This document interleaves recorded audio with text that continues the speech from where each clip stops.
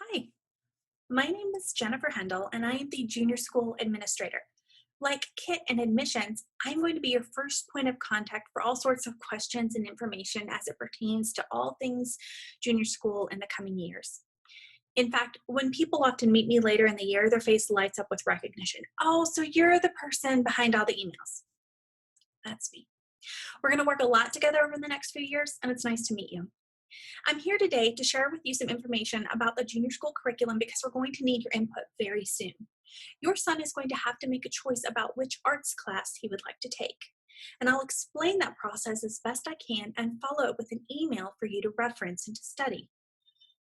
In that email, there will be a link to an electronic form which I'd ask you to complete so you can indicate your son's choice. And of course, if you have any questions in this process, please don't hesitate to call me. I am happy to help you in any way that I can. Now, I'm going to attempt to share my screen with you so that you can see what it is that I'm talking about and you can follow along.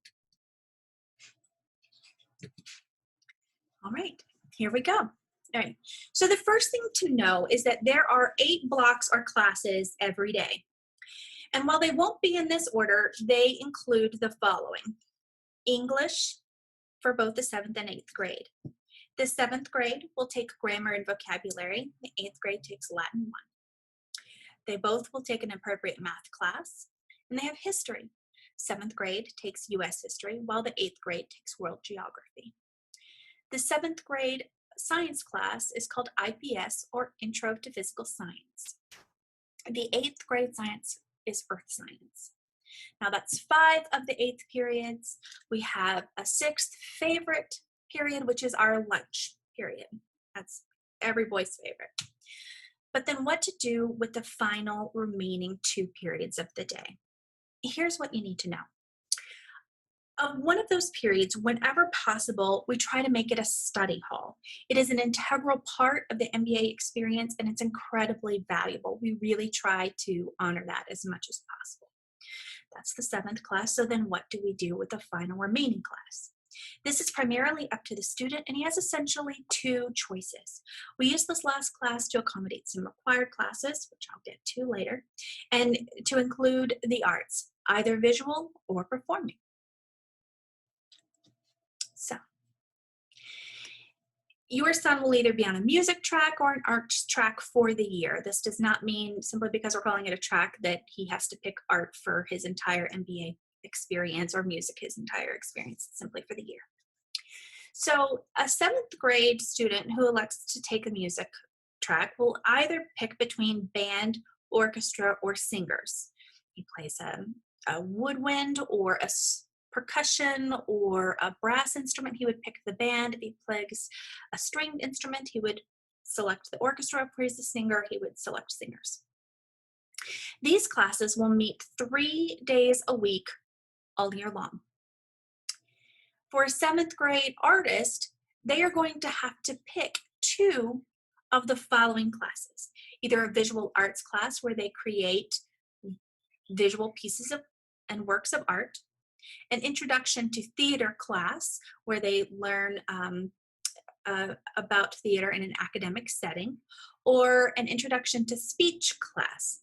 He's going to have to pick 2 of those 3 options. Each of these classes will meet 5 days a week for 1 quarter only. So he would take a quarter of art or a quarter of speech. Perhaps he takes a quarter of theater and a quarter of art. It's his choice. If he will do that, he will pick 2 of those 5 days a week. An 8th grade student who is a musician can also select between band, orchestra, or singers, but they will meet 5 days a week all year long. For an 8th grade artist, he will have 1 semester of art and 1 semester of theater. That is how those classes are given together. He will take both 1 semester each, and they meet 5 days a week each semester, 1 per semester. So I'm going to pause this for a moment. All right, great. There is one additional factor that tends to complicate matters, and it's where most of the confusion lies, and I'll try to explain it as best I can. We have a few additional required classes. Each 7th grader must take a fitness class for 1 quarter. It is the only time the student will take this class. It is an introduction to health and MBA facilities and policies, and they will just take it one time. This is an additional to the athletics component that every student participates in throughout the year. Also, each 7th and 8th grader must also complete a computer class. The 7th graders take a computer skills class while the 8th graders take research. Now, because all of the blocks are already assigned to classes, where do we put these additional classes? Well, to accommodate these, we use the blocks designated for study hall. Now, I'll explain. As fitness for 7th graders is only 1 quarter long, it means that they will have 1 quarter of fitness and 3 quarters of study hall, 5 days a week. For ease, the computer courses are offered as an option to take in the summer, and they are a 2-week class. Taking these 2-week classes in the summer makes that school year so much easier because it allows that study hall block to remain a study hall. For 7th graders, the computer course during the year meets 5 days a week for the quarter. And for 8th graders, the computer class will meet 2 days a week for a semester. The other 2 days then revert to a study hall. I know that's a lot of information to take in and a lot of pieces to kind of put together. So I've provided a visual schematic to show you how these choices will impact a student's curriculum throughout the year. All right, so this is an example of a 7th grade schedule of a student who is elected to take a visual and performing arts. And again, they have to select 2 of the 3 options, either art, theater, or speech. We're on the quarter system, so you can see we have quarter 1, quarter 2, quarter 3 throughout the year. They have their 5 required classes with a lunch. Now they are required to take a fitness class, so we've stuck it in there. All right, now this student has selected art and he's selected speech, and they will meet 5 days a week in this block. Now we also have to fit in that computer requirement. If he did not take it in the summer, this is where it would go. And again, for each one of these classes, fitness, computer, art, and speech, in the 7th grade student, they will take 5 days a week in that block. The last period becomes a study hall.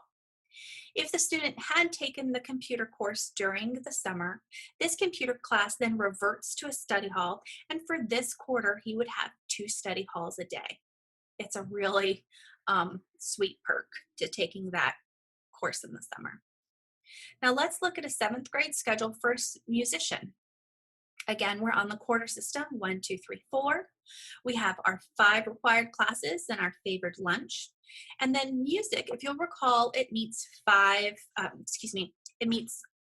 all year long. And they meet 3 days a week with a study hall. So this period right here sort of alternates, Monday, Wednesday, Fridays as being their music class, Tuesdays and Thursdays, they'll get their study hall. They're still required to take their fitness, so we've stuck that in here for 1 quarter. And then these classes are a study hall. Lastly, we have that computer class. Again, if he had taken the computer class in the summer, then this reverts back to a study hall, and he would have 5 additional study halls every week for quarter 4. But if he did not take the computer class, we just plug it in there. All right, now let's look at the 8th grade schedule. An example of an 8th grade schedule, again, just a reminder, we switched to a semester system beginning in the 8th grade.